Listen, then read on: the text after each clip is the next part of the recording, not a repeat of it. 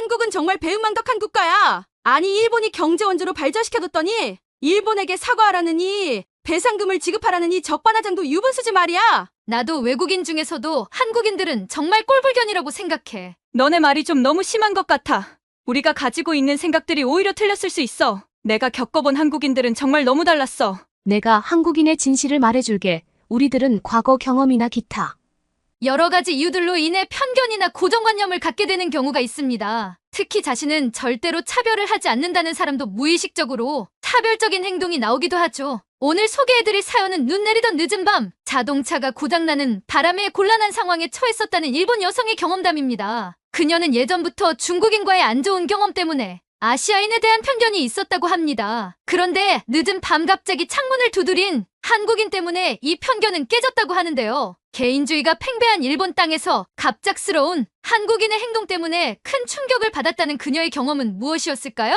일본 여성의 사연입니다. 감동 시작 애청자 여러분! 영상 시작 전 좋아요와 불우이웃을 위해 끝까지 시청 부탁드립니다. 안녕하세요. 저는 홋카이도 삿포로에 살고 있는 분코 가나자와이라고 합니다. 올해로 35살이 된 저는 아직 싱글인 회사원인데요. 오늘은 5년 전에 있었던 한 일화와 그 이야기 속에 등장하는 한 남자에 대해 이야기해 보려 해요. 당시 30살인 저는 직장생활 10년 차에 접어들고 있었어요. 취업을 하기 전에는 수십 군데의 회사에 이력서를 넣으면서 동시에 생계를 위해 각종 음식점에서 파트타이머로 일하고 있었습니다. 그리고 수차례 도전 끝에 지금의 직장에 들어와서 저희 커리어를 이어갈 수 있게 되었죠. 어렵게 들어온 회사였기 때문에 남들보다 더욱 절실한 마음으로 최선을 다해 일했어요. 회사를 위해서 야근도 마다하지 않았고 맡겨진 프로젝트가 있으면 무슨 수를 써서라도 기한 안에 완벽하게 마무리 짓는 것이 저희 철칙이었습니다. 이러한 노력과 성과를 인정받아 승진도 하며 회사 안에서 나름 저희 입지를 다져가고 있는 시기였죠. 그때는 겨울이었어요. 12월의 삿포로는 굉장히 추웠습니다. TV와 라디오에서는 날마다 한파에 유의하라는 기상 관련 뉴스가 흘러나왔고 실제로 동파로 인한 사건 사고도 잦았던 해였습니다. 그날은 유난히 눈이 많이 내린 날이었고 퇴근길 운전하여 집에 돌아갈 생각에 눈앞이 캄캄했죠. 직장에서 저희 집까지는 차로 운전해서 30분 이상 가야 하는 거리였고 제 운전 실력은 그리 뛰어나지 못했거든요. 늦은 밤 눈길 운전이라니 제게는 청천벽력과도 같은 상황이었습니다. 그날은 하필 늦게까지 회사에 홀로 남아 야근을 한 날이었습니다. 하루 종일 업무에 찌들어 지칠 대로 지친 몸을 이끌고 밤늦은 시간에 사무실을 나온 저는 바깥에 주차되어 있던 저희 자가용에 탔습니다. 2010년식 도요토 CRV 무려 20만 킬로 이상을 탄 중고차였죠. 시동을 걸려고 키를 꽂고 키를 돌리는데 앞불사 시동이 걸리지 않는 겁니다. 눈이 펑펑 내리는 추운 겨울날 바깥에 주차를 해놓은 채 밤늦게까지 10시간이 넘도록 밖에 주차되어 있었으니 방전이 될 만도 했죠. 안 그래도 연식이 오래된 중고차가 그 추위를 이겨낼 리가 만무했습니다. 이렇게까지 눈이 많이 올 줄, 이렇게까지 퇴근이 늦어질 줄 미처 계산하지 못한 제 탓이었죠. 시간은 늦었고 날은 춥고 자동차 시동은 안 걸리고 도저히 답이 나오지 않는 상황에 추위에 오들오들 떨며 한숨만 푹푹 내쉬고 있었습니다. 이대로 차에서 자야 하나 고민하기 시작했죠. 금요일 밤에 홀로 야근한 것만으로도 충분히 억울한데 집에 돌아가지도 못하고 추위에 떨며 차에서 자는 것은 스스로가 용납할 수가 없었습니다. 제 자신의 신세가 너무 처량하게 느껴지기 시작했죠. 다시 사무실로 돌아가서 하룻밤을 보낼 생각까지 했습니다. 그런데 그때 누군가 제 운전석 창문에 노크를 하는 겁니다. 저는 깜짝 놀라 창밖을 쳐다봤습니다. 노크를 한 사람의 정체는 바로 한국인 이웃 주민인 태민이었습니다. 태민은 저희 집 바로 맞은편에 새롭게 이사온 이웃이었는데 솔직히 말하자면 그렇게 가까운 관계는 아니었습니다.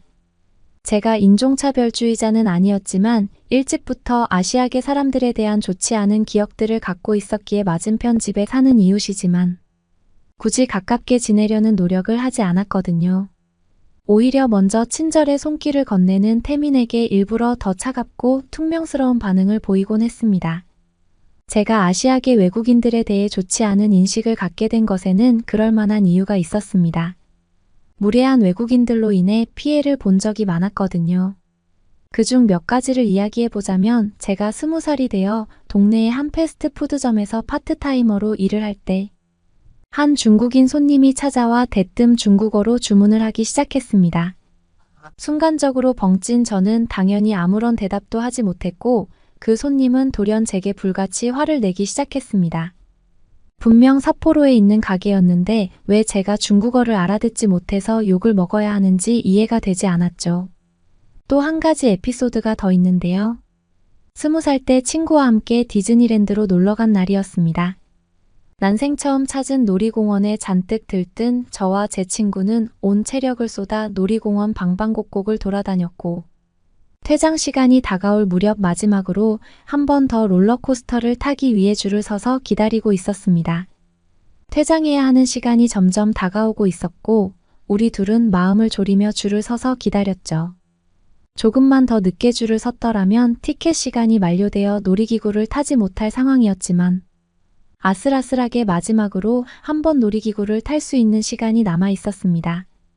그런데 그 순간 저와 제 친구 뒤에 서 있던 중국인 관광객, 무리 5명이 갑자기 보란듯이 저희 앞으로 새치기를 했습니다.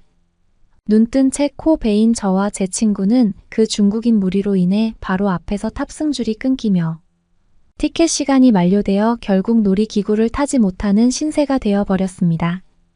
정말 어안이 벙벙하고 어이가 없는 상황이었죠. 친구와 함께 아는 온갖 욕을 동원하며 그 외국인들에 대해 흉을 봤던 기억이 납니다. 외국인들의 이런 비양심적인 행동들을 경험한 저에게 맞은편. 집에 이사온 한국인 태민은 그저 그들과 똑같은 한 명의 외국인으로 보였고 저는 괜히 심술이 났습니다. 태민은 매일 아침 출근하는 저에게 먼저 인사를 건넸지만 저는 한 번도 소리내어 답한 적이 없었습니다. 태민이가 제게 개인적으로 잘못한 일은 전혀 없었지만 외국인에 대한 좋지 못한 경험으로부터 비롯된 편견으로 그를 곱게 대할 수 없었죠. 그런데 그 태민이가 추운 겨울밤 자가용이 방전되어 망연자실하여 앉아있는 제 눈앞에 똑똑 노크를 하면 나타난 것입니다. 그가 어떻게 이 시간에 이곳에 있는 것인지 조금은 놀랐습니다. 한편으로는 왜 하필 이럴 때 만난 건가 하는 짜증도 있었고 한편으로는 혹시 나를 도와주려나 하는 기대도 있었어요. 저는 문을 열고 차에서 내렸습니다. 그리고 괜히 퉁명스럽게 그에게 말을 걸었죠. 무슨 일이시죠? 태민은 저를 보며 은은한 미소를 짓더니 제가 도와드릴까요? 하고 물었습니다. 저는 마지못해 고개를 끄덕였고 태민은 인근에 주차되어 있던 본인의 차량을 제 차 앞으로 대더니 능숙하게 제 차의 보닛을 열었습니다. 그리곤 점프선으로 본인의 차와 제 차를 연결하고 제게 시동을 걸어보라고 말했죠. 시동이 걸렸고 저는 비로소 안도의 한숨을 내 쉴 수 있었습니다. 꼼짝 못한 채 차에서 추위에 떨며 자야 될 판이었는데 태민이가 저를 구해준 것이었죠. 저는 처음으로 그에게 감사의 마음을 전했습니다. 그는 제게 점프선과 배터리를 선물하겠다며 제 차 트렁크에 차량용 임시 배터리와 점프선을 넣어주었습니다. 저는 연신 괜찮다며 극구 사양했지만 그는 굴하지 않고 꿋꿋이 제 트렁크에 물품을 넣고 트렁크를 닫아주었습니다. 태민의 도움으로 무사히 집에 돌아온 저는 차고에 자가용을 주차하고 꽁꽁 얼었던 몸을 녹이기 위해 따뜻한 물로 샤워를 했습니다. 씻고 나와 부엌에서 커피를 한 잔 내리고 젖은 머리를 말린 뒤 커피를 한 모금 들이켰는데 문득 태민에게 정말 고마운 마음이 들었습니다. 그동안 태민을 차갑게 대했던 제 자신의 모습과 행동들이 떠오르면서 후회가 되었고 어쩌면 모든 외국인들이 다 나쁜 사람들은 아닐 수도 있겠다는 생각을 처음으로 하게 되었죠. 어떻게 하면 그에게 감사의 마음을 표할 수 있을까? 커피를 마시며 계속해서 고민해 보았습니다. 그간 저의 무례했던 행동에 대해서도 사과하고 싶은 마음이 굴뚝 같았죠. 마침 그 다음 날이 토요일이었기에 선물을 사들고 그의 집에 찾아가 보기로 결심을 했어요. 다음 날 아침 저는 일찍이 집을 나서 동네 식료품 가게로 향했습니다. 저의 취미가 한 가지 있는데 그건 바로 홈베이킹이에요. 제가 직접 만든 빵과 쿠키를 선물하며 고맙고 미안한 마음을 전할 계획이었습니다. 가게에서 베이킹을 위해 필요한 재료들을 사고 다시 집으로 돌아와 주방에 불을 켜고 요리를 시작했습니다. 제가 가장 자신 있는 메뉴인 파운드 케이크와 진저브레드 쿠키를 만들었죠. 반죽을 마치고 오븐에 넣은 뒤 오븐이 돌아가는 동안 식탁에 앉아 편지를 쓰기 시작했어요. 마음을 꾹꾹 눌러 담아 정성스레 편지를 쓰고 이후 완성된 빵과 쿠키와 함께 가능한 한 예쁘게 포장하여 선물 바구니에 담았습니다. 요리와 편지가 담긴 선물 바구니를 들고 바로 맞은편인 태민의 집으로 향했어요. 용기를 내어 문을 두들겼습니다. 노크를 하니 태민이가 문을 열고 나왔습니다. 바구니를 든 채 미소 지으며 서 있는 저의 모습에 적잖이 놀란 듯 했죠. 저는 잠깐 들어가도 될까요? 하고 물었고, 잠깐 당황한 표정이었던 태민은 이내 특유의 인자한 미소를 지으며 그럼요 하고 저를 반겨주었습니다. 남자 혼자 사는 집이었지만 참 깔끔하고 깨끗했어요. 모든 것이 잘 정돈되어 있었고 깨끗하게 청소되어 있었죠. 다이닝룸에 앉아 선물 바구니에 포장을 뜯었습니다. 태민은 제가 손수 만든 빵과 쿠키 그리고 직접 쓴 편지를 보고 진심으로 기뻐하며 박수로 환호해 주었고, 만들어 온 요리와 함께 곁들일 차를 준비하겠다며 부엌으로 향했습니다. 저도 차를 좋아하는 사람인지라 잠자코 그가 돌아오기를 기다렸습니다. 3분쯤 흘렀을까? 태민은 제가 가장 좋아하는 차인 페퍼민트를 2잔 들고 나왔습니다. 제가 가장 좋아하는 차라고 말하자 태민도 자신이 가장 좋아하는 차가 페퍼민트이라고 말했습니다. 예상외로 공통적인 부분이 많아 놀랐고 점점 더 그에게 흥미가 생기기 시작했습니다. 함께 음식을 먹고 차를 마시며 처음으로 태민과 저는 오랜 시간 대화를 나눴습니다. 그동안 제가 왜 유독 그를 차갑게 대했었는지 해명했고, 어젯밤 일은 정말 고마웠다고 감사의 마음을 다시 한번 전했죠. 태민은 그런 나쁜 경험이 있는 줄 몰랐다면서 그런 상황들을 겪었다면 자신 또한 같은 반응이었을 것이라고 공감해 주었습니다. 이야기를 나누면 나눌수록 참마음이 넓고 따뜻한 사람임을 알 수 있었습니다. 알고 보니 태민은 동네의 자동차 정비소에서 일을 하고 있었습니다. 그 덕에 어젯밤 저에게 차량용 임시 배터리와 점퍼선을 선물해 줄 수 있던 것이었죠. 바로 맞은편 집에 사는 사람이 무슨 일을 하고 사는지조차 몰랐던 제 자신에게 부끄러운 감정이 들었습니다. 우리 둘의 대화는 그 뒤로도 한참 동안이나 지속되었고, 태민은 상대의 말을 경청할 줄 알고 대화하면서 상대방의 마음을 편안하게 해주는 법을 아는 멋진 사람이었습니다. 그날을 기점으로 저와 태민은 둘도 없는 친밀한 이웃이자 친구가 되었습니다. 실제로 저와 나이도 동갑내기였더라고요. 집에서 요리를 할 때도 일부러 더 많은 양을 요리해서 태민과 함께 나누어 먹었고, 주말이면 함께 시간을 보내는 경우가 빈번해졌습니다. 제가 외국인 남자와 이렇게 친하게 지내게 될 줄은 정말 꿈에도 몰랐습니다.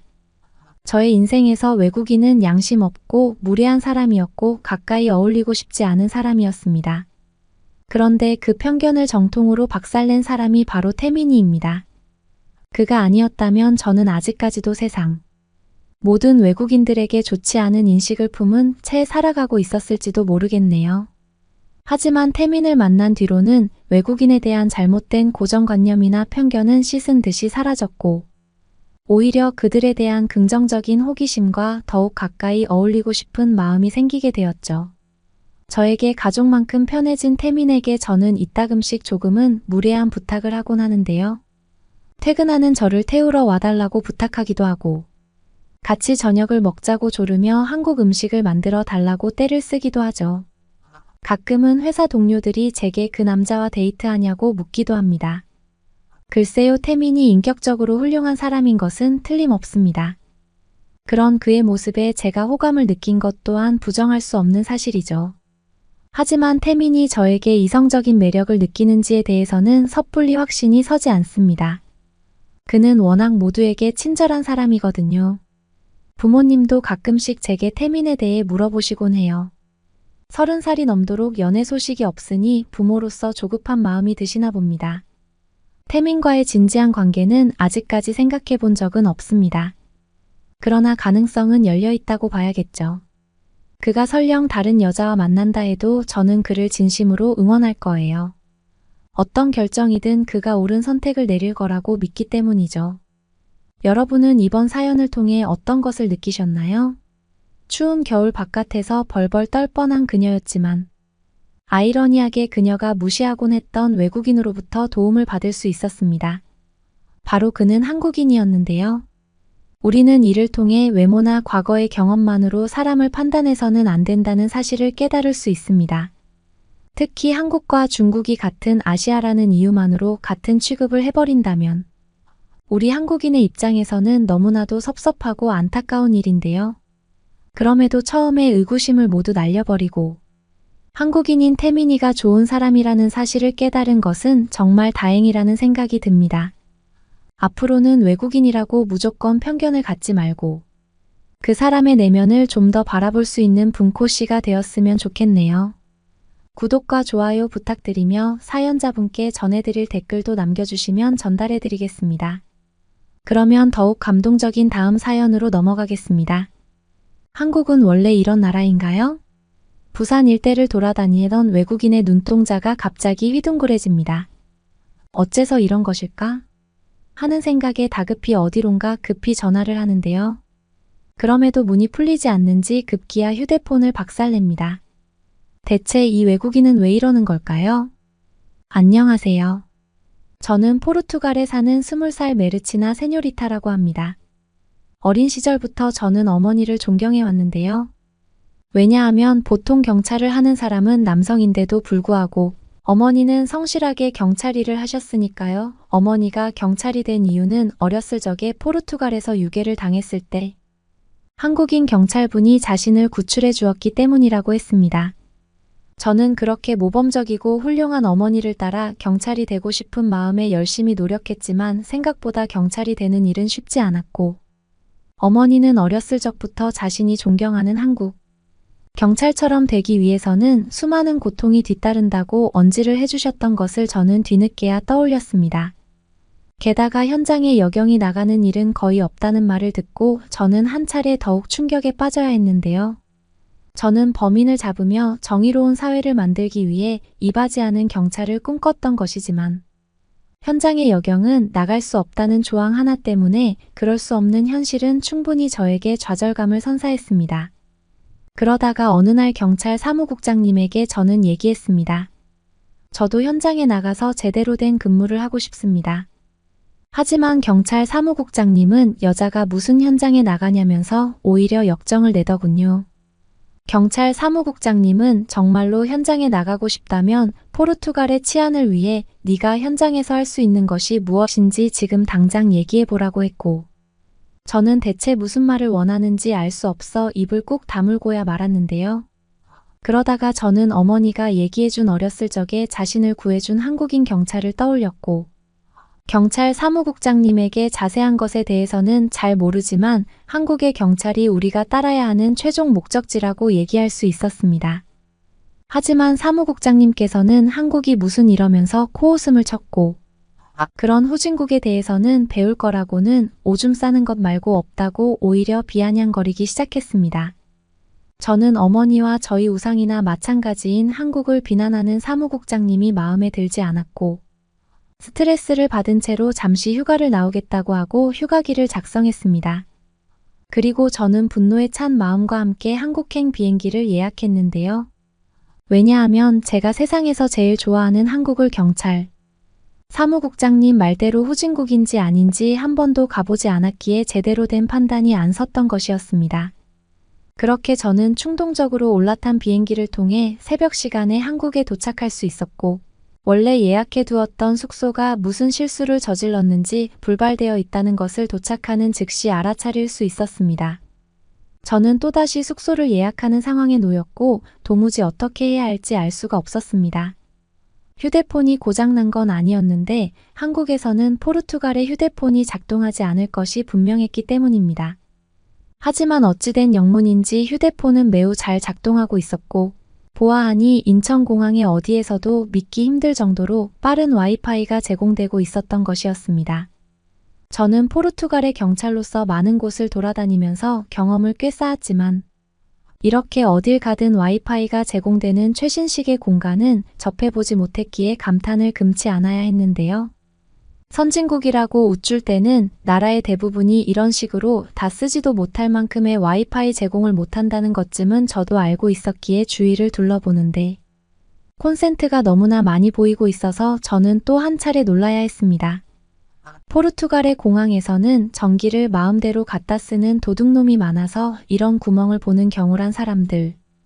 머리 위에 달려있는 콧구멍 말고 포르투갈 공항에서는 볼 수 없는 경우가 일반적인데 한국에서는 어디를 봐도 콘센트가 보이고 있으니 어떻게 이 정도의 높은 수준의 인프라를 제공할 수 있는지 저는 솔직히 믿을 수 없었습니다. 경찰 사무국장님께서 한국이 후진국이라고 얘기할 때 제가 반박할 수 없었던 이유는 사실 포르투갈 전역에 자리 잡고 있는 한국이 후진국이라는 생각 때문도 있었기에 저는 무의식적으로 정말 한국이 선진국이긴 한지 의심을 했던 것 같습니다. 새벽 시간이니만큼 저는 바로 한국의 숙박업소에 들어갔고 또다시 말도 안 되는 경험을 해야 했는데요. 왜냐하면 아무리 샤워를 해도 찝찝한 느낌이 전혀 나지 않았기 때문이었습니다. 저희 포르투갈에서와 달리 한국의 물은 석회 물질이 아예 없는 것 같았습니다.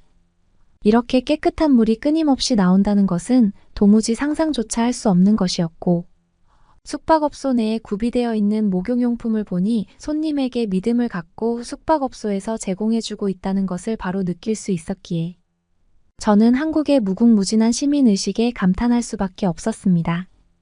왜냐하면 포르투갈 호텔에서 이 정도로 비축해 놓는다면 하루아침에 동나거나 거지. 같은 사람들에게 거덜나기 십상이었으니까요. 저는 샤워를 마친 뒤에 놀라운 한국에 도착했다고 어머니께 문자를 보내려고 했는데 어찌된 일인지 휴대폰이 켜지지 않고 있었습니다. 샤워하면서 사용하여 물이 들어간 것도 아닐 텐데 말이죠. 그나저나 저는 휴가 중에도 불구하고 경찰의 직업 특성상 무엇을 하고 있는지 보고해야 하는데 그것조차 할 수 없게 되니 굉장히 곤혹스러운 상황에 울음이 나왔습니다. 아무래도 한국인 중에 누군가가 제게 장난을 친 것 같았습니다. 치안도 좋고 안전한 국가가 한국이라고 분명히 생각하고 있었지만 이런 일을 겪고 나니 한국을 더 이상 믿을 수 없었어요. 다시 포르투갈로 돌아가야 하나 말아야 하나 고민하고 있었던 찰나에 갑자기 노크 소리가 들리더니 숙박업소를 운영하는 한국인 여성분이 대체 무슨 일이냐고 물었습니다. 저는 방금 발생한 일을 말해주었고 숙박업소의 여성분은 굉장히 황당한 표정과 함께 왜 그런 걸로 울고 자빠져 있냐면서 잠시만 기다리라고 하더니 새벽인데도 불구하고 어디론가 전화를 걸었습니다. 그러고 나서 내일 아침쯤에 수리 직원이 곧장 이쪽으로 올 거라는 말을 전해주더군요. 저는 이해할 수 없는 말도 안 되는 인프라의 눈물을 멈출 수 없었고 실제로 다음 날이 되자 수리 직원이 제 방문을 노크하더니 휴대폰을 강탈해 가고 5분 만에 고쳐서 돌려주었답니다. 포르투갈에서는 상상조차 할 수 없는 한국의 빠른 문화에 저는 감탄만 나왔고 반신반의한 채로 휴대폰을 만지작대 보니 정말로 원상태로 복구되어 있더군요. 저는 한국에 착륙하기 직전의 비행기에서 바라본 한국의 야경을 저도 모르게 떠올렸고 포르투갈과 확실히 다르게 높다랗게 자라난 빌딩과 훌륭한 인프라를 보여주고 있던 한국의 모습은 분명히 이처럼 휴대폰, 수리와 같은 구체적인 부분까지 완벽하게 케어해주고 있는 선진국이라는 사실을 저에게 시사했던 것입니다. 왜냐하면 포르투갈의 도심이라고 해도 대부분 빌딩이 노후되어 어디를 가도 밝은 곳이 없는 경우가 태반인데 한국은 어디를 보아도 수많은 불빛을 관찰할 수 있었고 구글 맵으로 보아도 침묵 중인 북한과 달리 한국의 밤은 항상 밝았던 것입니다. 잠시 뒤에 저는 멀쩡한 휴대폰과 함께 부산으로 향했고 바다와 상당히 인접하여 자연의 냄새가 풀풀 나는 부산은 굉장히 기분 좋은 도시였습니다. 저는 한국이 별 볼 일 없다고 얘기했던 경찰 사무국장님을 떠올렸고 보란듯이 부산의 한가운데를 찍어서 경찰 사무국장님께 메시지를 보냈는데 경찰 사무국장님은 제 메시지를 보고 합성하지 말라고 얘기하며 오히려 핀잔을 주었습니다. 그러면서 경찰이기 때문에 조사하면 다 나온다고 자기한테 자꾸 거짓말하다간 수갑 찬다고 저에게 얘기했습니다. 자꾸만 사무국장님께서 한국은 아시아에서 후질대로 후진 나라이기 때문에 그런 광경은 있을 수 없다고 코웃음을 치는 바람에 저는 더 이상 대화를 하고 싶지 않았고 눈앞에 있는 한국의 특출남을 홀로 즐기고 그냥 비밀로 하기로 했습니다. 그렇게 부산의 중심지로 향하기 위해 탑승하게 된 지하철에서 저는 깜짝 놀라는 경험을 할 수밖에 없었습니다. 어디를 둘러봐도 쥐가 보이지 않았고 사람들은 놀랄 만큼 다리를 오므린 채 매너를 지키고 있어서 매우 쾌적한 분위기가 제 눈앞에 전시되어 있었던 것이었습니다. 포르투갈의 지하철이었다면 찍찍거리는 소리가 너무나 심해서 이어폰으로 귀를 막던가 안대로 시야를 가리던가 해야 했는데 아무리 둘러봐도 쥐가 보이지 않고 있으니 포르투갈인인 저로서는 기절하지 않으면 다행인 것이었죠. 또한 한국의 지하철은 하루 종일 청소되고 있는지 그 어떤 냄새도 나지 않았고 오히려 저희 포르투갈에 있는 집보다 더욱 깨끗하고 쾌적한 느낌의 솜니불이라도 있었다면 바닥에 누워 잤을 것이었습니다. 더욱 놀라운 것은 이런 쾌적함이 너무나 당연하다는 듯한 지하철에 있는 한국인들의 표정이었는데요. 포르투갈인인 저로서는 당연히 열등감을 느낄 수밖에 없었고 도대체 왜 포르투갈은 이처럼 특출한 인프라를 모방하거나 존중하려고 하지 않는지 이해되지 않았고 경찰 사무국장님처럼 평생토록 한국이라는 나라에 대해 이상하게 생각하고 있다면 발전이라는 것은 포르투갈에 있을 수 없을 것 같았습니다. 저는 포르투갈과 한국을 비교하며 점점 머리가 아팠고 실제로 두통 증상이 일어나 지하철의 계단을 올라가다가 계단 앞에서 주저앉고야 말았는데요. 저는 고개를 숙인 채 웅성거리며 몰려드는 인기척을 느껴야 했습니다. 아무래도 제 금품을 갈취하기 위해 다가온 인기척이 분명했기에 저는 큰 위기를 예상하고 경찰답게 휴대폰을 꺼내들어 신고하려고 하는데 그조차 제대로 할 수 없을 만큼 두통이 심했기에 일촉즉발의 상황이라고 해도 과언이 아니었습니다. 그렇게 무기력한 채 웅크리고 있는데 누군가 제 앞에 무릎을 꿇은 채 약을 쥐어주더군요. 저는 병원이 아닌 지하철에서 도대체 이런 약을 어떻게 구비하고 있었는지 물어보았는데 평소에 두통약을 들고 다니는 사람이 자신이라고 얘기하는 놀라운 답변을 한국인은 해주었기에 저는 의심하지 않고 약을 집어먹었습니다. 그렇게 제 두통은 완전히 사라지게 되었고 한국인분은 사실 약이 수중에 없어도 지하철 안에는 약국도 있고 편의점도 있어서 언제든지 구매할 수 있다고 얘기해 주어 저는 깜짝 놀라야 했습니다. 한국의 지하철은 백화점도 아닌데 없는 게 없었고 모든 것이 구축되어 있어 전쟁통에도 지하철로 대피하면 모든 게 상관없을 것처럼 보였습니다.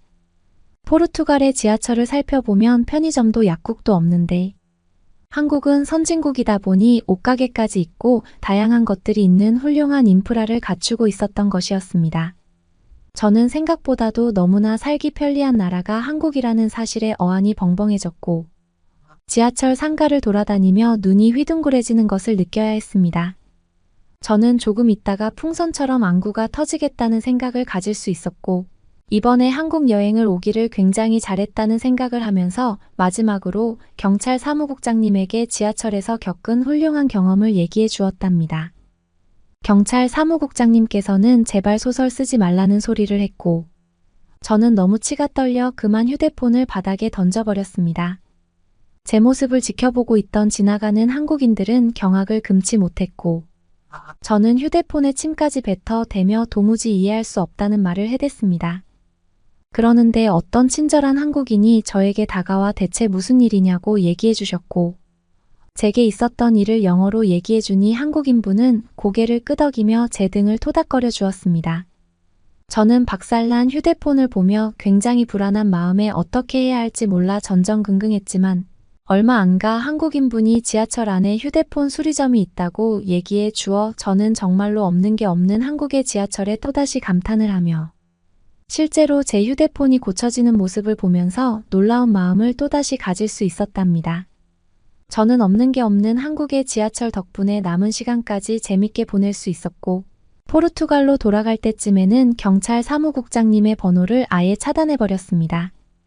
그렇게 경찰서에 들어가고 나니 사무국장님은 최근까지 실적이 너무 없어 경찰에서 일찍이 경질된 이유였고 알고 보니 한국에서 여행하는 동안 더 이상 사무국장님은 제 상관이 아니었던 것이었죠.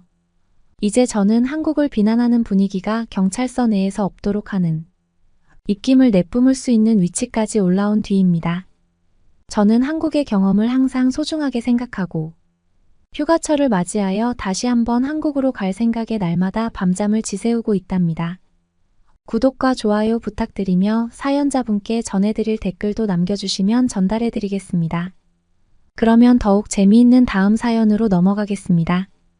부천시에서 운영되고 있는 어느 호텔에 방문을 여는 외국인의 앞에 펼쳐져 있는 개슴츠레한 광경.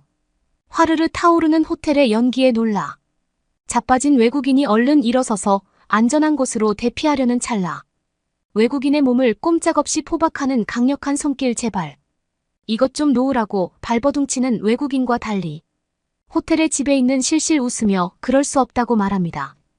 대체 이 외국인에게는 무슨 일이 벌어졌을까요? 안녕하세요. 저는 네덜란드 광고회사에서 일하는 레이시온 시모나이라고 합니다. 회사에서 일하면서 네덜란드에서 가까운 이탈리아는 물론이고 해외란 해외는 거의 대부분 출장을 다녀왔는데 아직까지 한 번도 다녀오지 못한 국가가 저에게는 몇몇 있는데 그 중에 하나가 중국이기에 최근에 저는 중국으로의 발령을 나갈 수 있는 기회를 낚아챘는데요. 중국에 방문하면서 저는 한 차례 깊은 충격을 받아야 했습니다. 왜냐하면 중국의 발전은 한눈에도 몇십 년 전과 다를 것 없이 정체되어 있던 것이었고 투지와 열정에 가득 찬 중국인의 면모는 더 이상 볼 수 없는 느낌이었습니다. 저는 실망스러운 눈빛을 감출 수 없었고 잘못된 판단을 했을까봐 첫인상을 깨끗이 잊으며 좋은 점을 찾아보려고 계속 노력했지만 찾으면 찾을수록 오히려 안 좋은 점만 얻게 되는 느낌이었어요. 중국에서는 자동화라는 말을 모르는지 업무와 관련된 모든 것을 수기로 작성하고 있었고 전산으로 처리하면 되는 일까지 모두 얼굴을 마주보는 대면 시스템으로 처리하고 있었는데 그런 뒤처진 시스템은 네덜란드에서 이제 도태된 것이었는데 아직까지도 중국이 애용하고 있으니 저는 시간이 멈춰버린 듯한 느낌의 북한에 온 것인지 생각해야 했고 광고 디자인 업무를 슬픔과 실망에 젖어 마무리하게 되었습니다. 네덜란드로 복귀하기까지 여분의 시간이 있어서 잠시나마 옆에 있는 이웃나라인 한국에 다녀오기로 했는데요. 중국이 이 정도이니 이웃나라인 한국은 얼마나 더 처참할지 안 봐도 비디오였기에 저는 그냥 네덜란드로 돌아가려고 했는데 비행기 예약을 조금 늦게 하는 바람에 바로 네덜란드로 떠나는 것은 무리가 있었고 옆 나라인 한국을 경유하면 네덜란드에 더욱 일찍 도착할 수 있다는 소식을 얻게 되었습니다. 한국을 경유하지 않는 방식을 채택하여 네덜란드로 향하게 된다면 시간도 그렇고 돈도 그렇고 더욱 손해였기에 저는 달리 방법이 없어 한국으로 향하는 비행기에 제 몸을 실어야 했고 비행기 안에서 잠시 잠들었었는데 머지않아 웅성거리는 소리가 들리더니 잠시 뒤에 도착한다는 방송이 나왔고 그렇게 맞닥뜨리게 된 인천공항에서 한바탕 까무러칠 정도로 놀라야 했는데요. 여행객의 무거운 캐리어나 배낭을 가뿐하게 옮겨주는 거대한 짐수레가 어디에나 만연해 있었고 10년의 기간이 넘도록 정체되어 있는 느낌이 다분했던 중국과 달리 100년을 넘는 변화를 일시에 일으킨 듯한 한국의 최신식 면모가 또렷이 느껴졌던 것이었습니다. 확실히 어디를 가나 자동화된 시스템이 즐비했고 나이 많은 노인들조차 별다른 거부감 없이 사용할 수 있는 무인 매점이 눈에 띄었습니다. 나이 들면 당연히 신기술에 대한 막연한 두려움을 갖고 사용하기 어렵게 되는 게 당연한데 어르신들까지 편리하게 사용하고 있는 한국의 시스템을 보니 어떻게 최신식 기술력을 상용화시켰는지 광고업계 종사자로서 정말로 놀라울 따름이었습니다. 저는 이제 공항 밖으로 나가기 위해 어느 한국인 어르신에게 길을 물었는데 신기하게도 할아버지는 영어에 매우 능숙했고 제 말을 한마디도 못 알아보던 중국과 비교했을 때 믿기 어려울 정도로 충격적인 광경이었습니다. 어떻게 영어를 그렇게 잘하냐고 물어보니 한국의 젊은이는 모두 영어를 잘 구사하고 심지어 노년층마저 곧잘 영어를 한다면서 한국인 어르신은 대답해 주셨습니다. 그러면서 알게 된 그의 이름은 기철이었고 기철 할아버지는 저에게 한국에 관광하러 왔냐고 물었습니다. 저는 그렇다고 했고 정해진 계획이 있냐는 물음에 아무 계획도 없다고 답변했는데 지금은 겨울철이니까 스키장에 꼭 다녀와야 한다고 기철 할아버지께서는 가볍게 말했는데요. 저는 언제 한번 밥이나 먹자는 가벼운 인사에 무조건 밥을 먹어야 한다는 생각을 가질 정도로 빈말에 진심인 인간이었기에 스키장이나 다녀오라는 그 말을 결코 거부할 수가 없어 당장 스키장으로 향하는 방편을 알아보았답니다.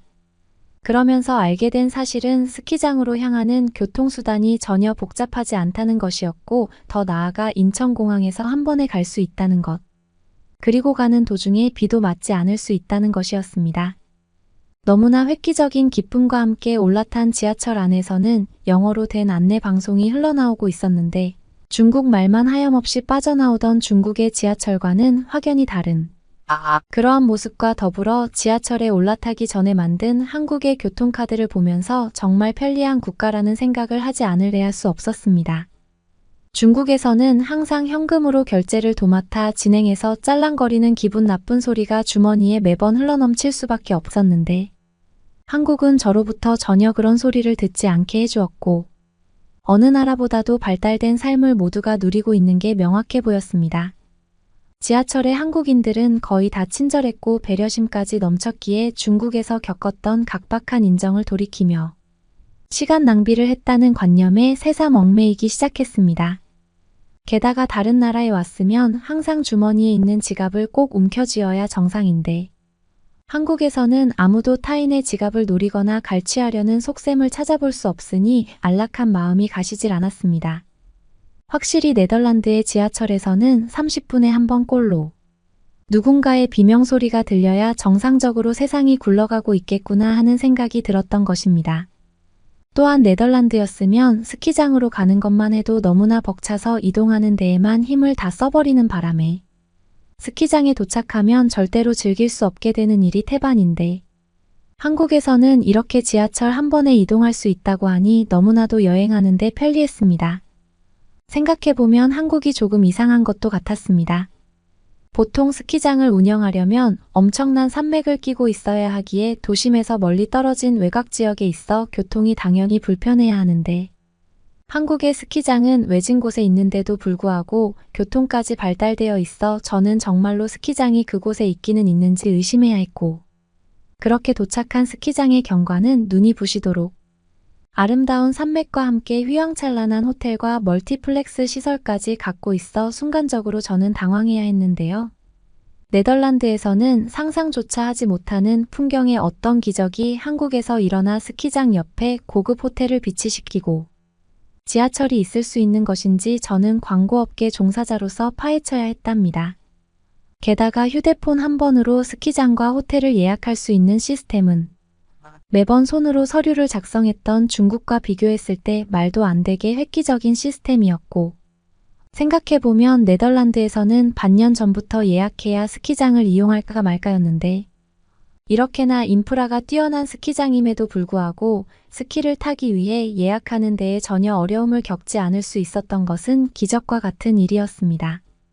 저는 예약을 끝마치고 호텔의 열쇠를 지급받은 뒤 머물도록 되어 있는 호텔 방을 마주하면서 까무러칠 정도로 놀라야 했는데요.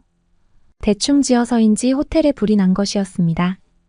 그럼 그렇지 않은 생각과 함께 말도 안 되는 인프라가 어떻게 이렇게 완벽하게 성립될 수 있었는지 돌이키면서 호텔 방을 갭싸게 나와 그곳을 탈출하려 했는데요.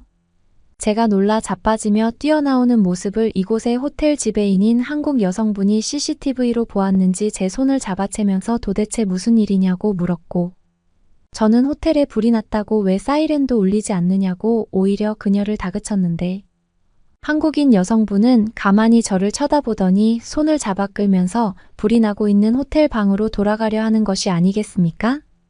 그러면서 대체 어디서 불이 나고 있느냐고 겁먹지 말고 설명 좀 해보라고 했습니다. 어디에서도 연기가 보이지 않는다고 하면서 말이죠.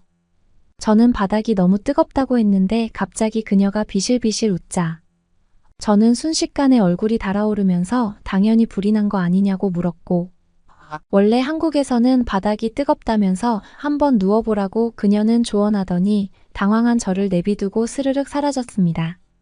저는 불이 난 게 확실한데도 불구하고 자꾸 아니라고 하니 정말 아닌 것인지 몰라 호텔 방으로 돌아갔고, 생각해보니 어디에서도 연기가 나오지 않아 저는 원래 이런 건가 하고 재킷을 벗고 바지를 벗은 뒤 바닥에 누워보니 따뜻한 욕조에 들어온 것 같은 아늑함에 스르르 눈이 감겼는데요.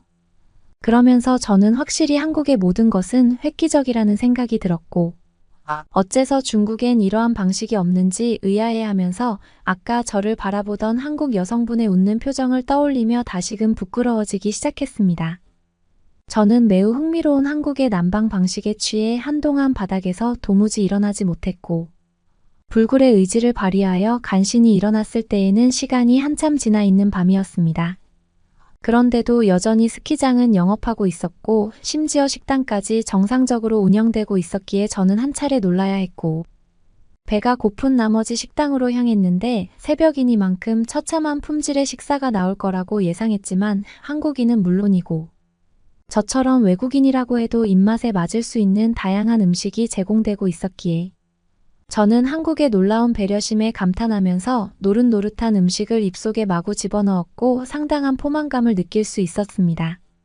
저는 배가 빵빵해져서 혹시나 스키를 타다가 넘어지면 뱃속에 무언가가 튀어나올까 걱정이 들어 나중에 이용하기로 했고, 그렇게 다음날이 되어서야 스키장을 온전히 즐길 수 있었습니다. 스키를 타면서 저는 중국과 달리 굉장히 활기차고 발전되어 있는 한국의 이미지를 돌이켜보았고, 한국말을 모르는 외국인이라고 해도 깔보지 않고 존중해주는 한국의 자존감을 보면서 그렇게까지 자존감이 높은 이유가 무엇인지 헤아려 보았고, 한국에 오래 머물고 싶었지만 실수로 네덜란드로 향하는 비행기편을 중국에서 한꺼번에 예약해버려서 스키장을 짧게 이용해야 했기에 며칠 뒤 저는 다시금 지하철로 향해야 했습니다.